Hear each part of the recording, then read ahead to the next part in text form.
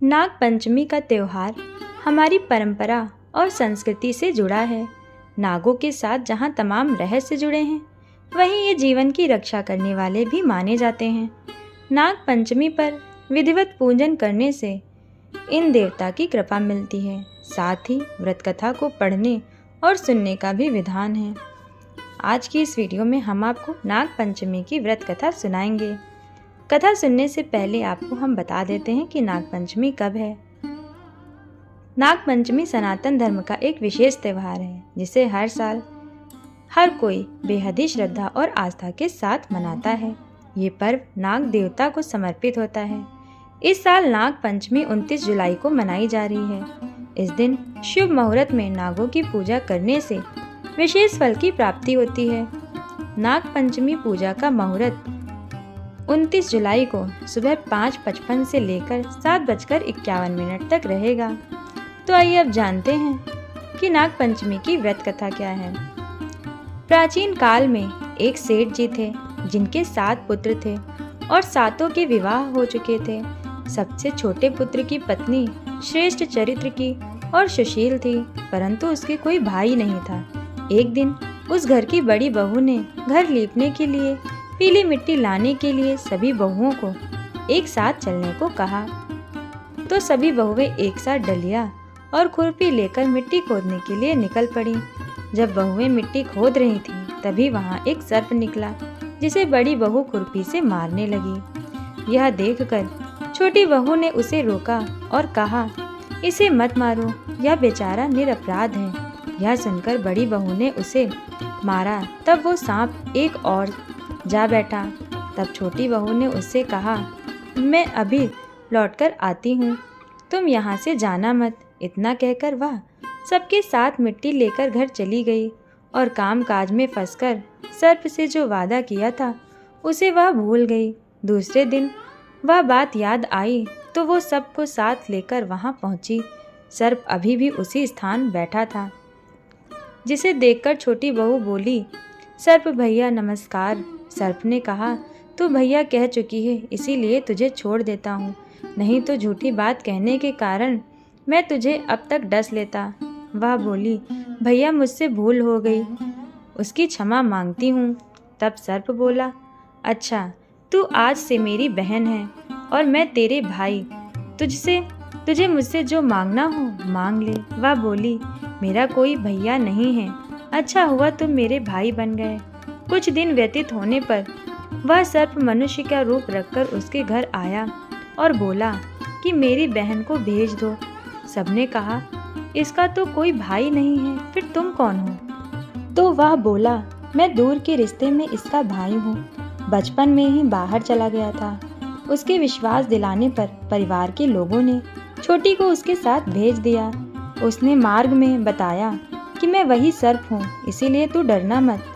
मैं जहाँ चलने में कठिनाई हो वहाँ मेरी पूंछ पकड़ लेना। छोटी बहू ने वैसा ही किया और इस प्रकार वह उसके घर पहुँच गई।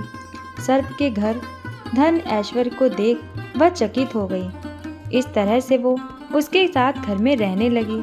एक दिन सर्प की माता ने उससे कहा, मैं एक काम से बाहर जा रही हूँ, तू अपने भाई को दूध ठंडा करके पिला देना। उसे इस बात का ध्यान नहीं रहा और उसने सांप को गर्म दूध पिला दिया, जिससे उसका मुख जल गया। यह देखकर सर्प की माता को गुस्सा आ गया, परंतु सर्प के समझाने पर वह चुप हो गई।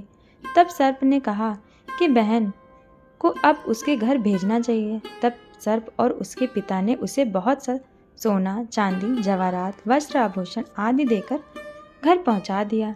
इतना ढेर सारा धन देखकर बड़ी बहू उससे जलने लगी और कहने लगी, तेरा भाई तो बड़ा धनवान है, तुझे तो उससे और भी धन लाना चाहिए।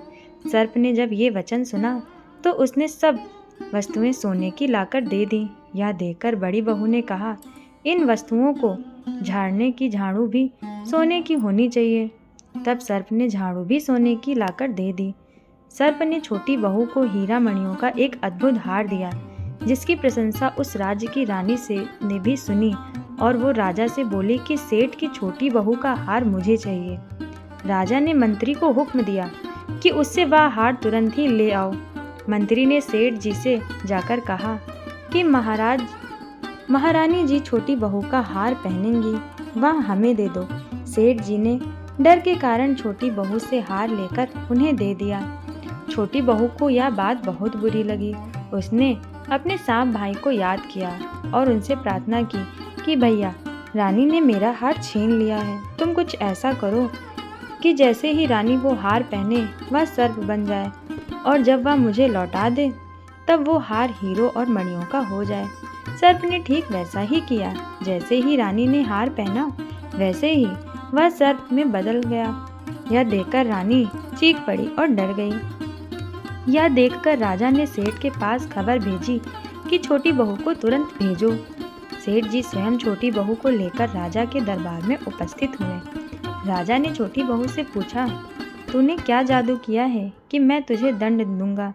छोटी बहू बोली, राजन, धृष्टा क्षमा करिए, ये हार ही ऐसा है कि मेरे गले में हीरा और मणियों का रहता है, और अगर इसे कोई और पहनता है तो ये उसके गले में सर्प बन जाता है।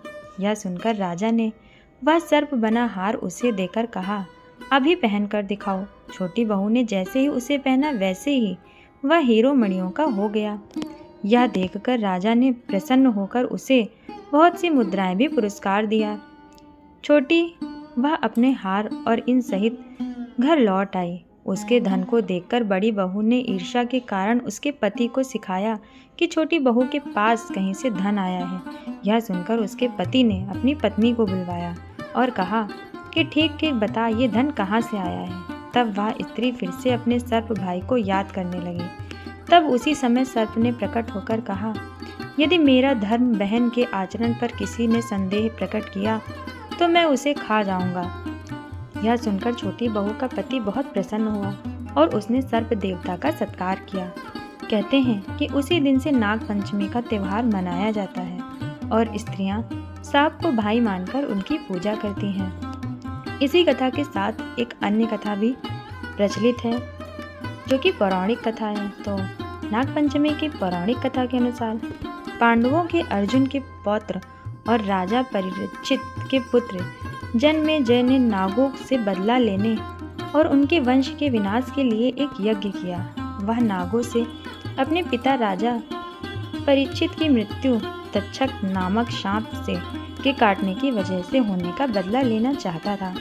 उनके इस यज्ञ को ऋषि जरकतायु के पुत्र आस्तिक मुनि ने रोका था और नागों की रक्षा की थी। यह तिथि सावन की पंचमी तिथि मानी जाती है।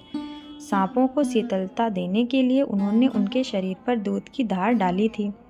तब नागों ने आस्तिक मुनि ने से कहा कि पंचमी को जो कोई भी उनकी पूजा करेगा उसे कभी भी नागदंश का भय नहीं रहेगा। तभी से श्रावण मास की शुक्ल पंचमी की पंचमी तिथि को नाग पंचमी मनाई जाती है। अब हम आपको बताते हैं कि नाग पंचमी की पूजा कैसे करें। नाग पंचमी पर भगवान शिव के प्रिय देव नाग देवता की पूजा होती है। इसके लिए घर के दरवाजे के दोनों तरफ नाग की 8 आकृतियां बनाएं और हल्दी, रोली, चंदन, घी, दूध, फूल आदि से नाग देवता की पूजा करें। नाग पंचमी का भोग एक दिन पहले तैयार किया जाता है। मंदिरों या शिवालयों में इस दिन तांबे के नाग की पूजा होती है।